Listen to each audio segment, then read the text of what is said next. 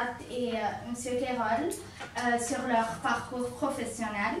Avez-vous déjà travaillé hors de l'école? Oui. Oui. Quel est Oui, moi aussi j'ai déjà travaillé avant le lycée français du Caire, j'étais enseignant, formateur, concepteur multimédia. Où? À l'Institut français d'Égypte. Ça s'appelait autrefois le Centre français de culture et de coopération, CFCC. D'accord. Et vous? Disons, j'ai travaillé dans le privé, dans le secteur privé, j'ai travaillé dans le secteur public et dans beaucoup de fonctions différentes. Où en France? Et à l'étranger. Voilà. J'ai travaillé en Amérique centrale, j'ai travaillé en Afrique, à Madagascar, en France et désormais en Égypte. D'accord. Avez-vous une passion qui vous prend du temps hors de l'école? Ça veut dire par exemple pendant les week-ends ou... Ah, moi j'ai la guitare déjà, vous voyez. Donc moi j'ai beaucoup utilisé la guitare pour enseigner le français. Donc j'organisais des ateliers donc, pour l'apprentissage du français, de la culture francophone, des chansons françaises de Belgique, Jacques Brel par exemple, ou suisse, Henri Dess. J'ai beaucoup chanté avec les enfants Henri Dess. Je donne beaucoup de concerts de chansons françaises ici en Égypte. J'ai déjà chanté en Inde, en Bulgarie, en France. Et une fois, j'ai chanté avec Francis Cabrel. Vraiment? Oui. Et Jean-Michel, dans les pays dans lesquels tu as travaillé, est-ce qu'il y a des musiques qui t'ont touché? Ah oui, bien sûr. J'ai longtemps vécu et tourné autour de l'Amérique latine, l'Amérique centrale, disons, et les Caraïbes. Donc oui, la salsa a été...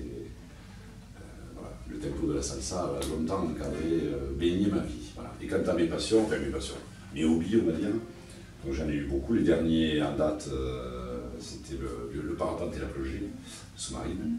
Mais j'avoue que depuis l'année dernière, mon arrivée au Caire, je ne fais que travailler. Voilà, mes week-ends me servent à reconstituer ma force de travail. Donc à dormir, essentiellement. Voilà. D'accord. Avez-vous dû déjà faire des petits jobs pour pouvoir financer vos études? Oui. Oui. Oui, j'ai longtemps... J'ai 9 ans de petits boulots. Vous pouvez nous donner des exemples? Oui, ce n'est pas des... En général, les petits boulots étudiants, ce ne sont pas des emplois, disons, des boulots intéressants, hein, c'est souvent. Mais j'ai désherbé un golf au couteau, hein, c'est le plus anecdotique, hein, avec pas tout seul évidemment. Hein, voilà, donc c'est vraiment des boulots voilà, très difficiles, très mal payés. Et physiques parfois. Donc. Et physiques, voilà. Visser des rails sur les autoroutes. Et vous? Ah, moi, oui, pendant les années d'université, je passais dans des garderies francophones pour chanter avec les enfants, même de 1 an et demi, 2 ans, 3 ans, et raconter des petites histoires à la guitare. J'avais fait aussi des stages dans des banques, par exemple. Ils avaient toujours besoin de jeunes pour travailler sur des documents en français et en anglais, faire de la traduction. Et aussi parfois aider pour des stages universitaires en province. Ensuite, j'étais toujours intéressé par la culture francophone, les études en français. Ensuite, donc, j'ai eu ma licence en 4e année. Et en même temps, je faisais aussi en parallèle les cours de la Sorbonne. Donc, je faisais un double cursus. J'étais inscrit ici en Égypte et en même temps en France. Donc, j'ai terminé avec 2 diplômes en parallèle.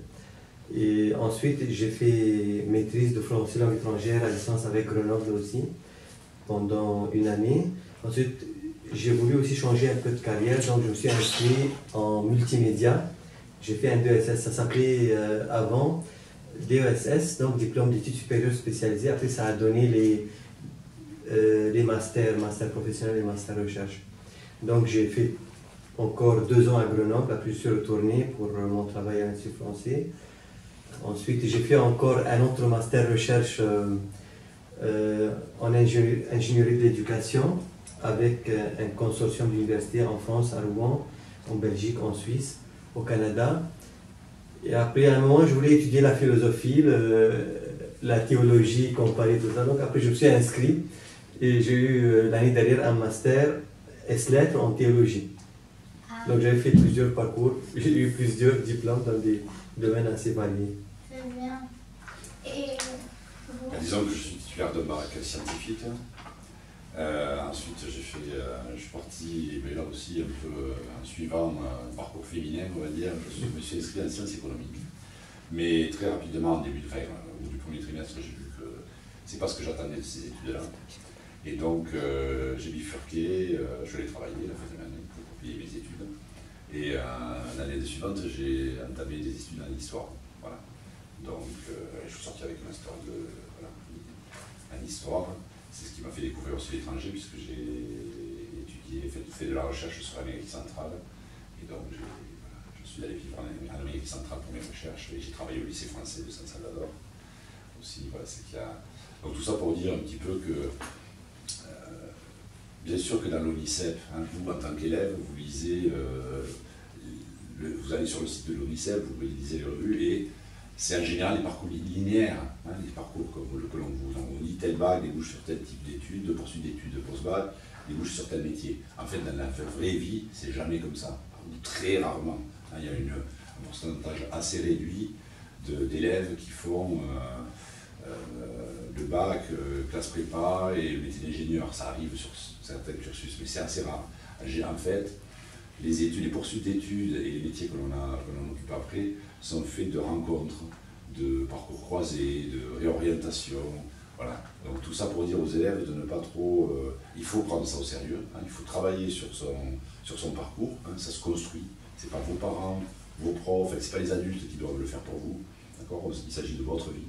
Mais en même temps, faites tomber c'est très stressant de se dire qu'est-ce que je vais faire après le bac, de se projeter à 2-3 ans sans avoir de visibilité sur tout ça.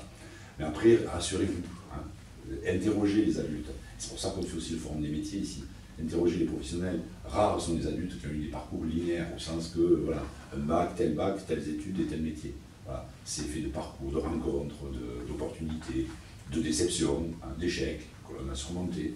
Alors, on démarre un cursus, mais c'est pas fait pour soi, on en change. Voilà. Donc, no stress, il faut le prendre au sérieux, mais il ne faut pas se laisser gagner par le stress parce qu'il y a toujours des moyens de bifurquer. Voilà. Merci, monsieur. Moi, j'ai une question.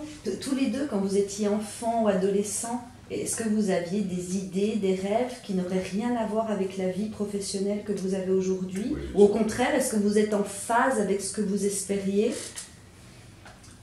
Disons, oui, on a tous, tout être humain, hein, dans la petite enfance, des rêves. Hein. Moi, je voulais être pilote de chasse. Voilà.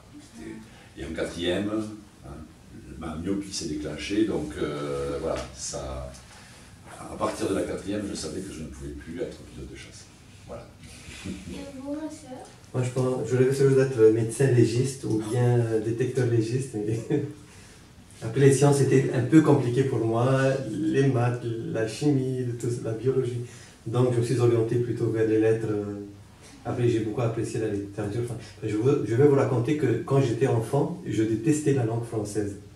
Parce que j'étais dans une école qu'on appelle confessionnelle ou religieuse, chez les frères. Et ils étaient très durs. Donc, chaque matin, on devait arriver plus tôt. Et au lieu de courir dans la cour ou jouer au football ou faire autre chose, ils nous poursuivaient même dans les toilettes. J'allais me cacher dans les toilettes parce qu'ils voulaient nous faire réciter la poésie de bon matin. Et là, donc, ils donnaient parfois des claques, c'était un système assez rigide. Donc ça m'a fait détester la langue française. Et ce qui m'a réconcilié avec le français, c'est la chanson française. J'écoutais beaucoup Radio Le Caire, le programme européen, Yves Duteil, Francis Cabrel, Jacques Brel, Georges Brassens, Georges Moustaki. Et ces gens-là, grâce à eux, donc, que je suis là aujourd'hui. Et que j'aime beaucoup la langue française et sa culture. Alors on peut écouter l'un de tes chanteurs favoris? Oui, si vous voulez. Avant de se quitter. Ok. Donc, qu'est-ce qu'on peut chanter?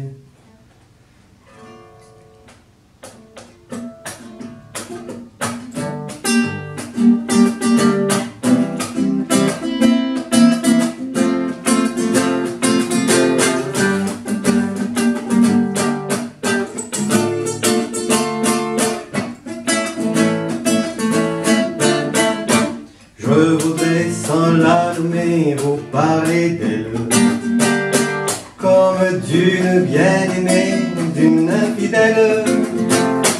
Une fille bien plantée sur ses deux jambes, et qui traîne en liberté au port du centre.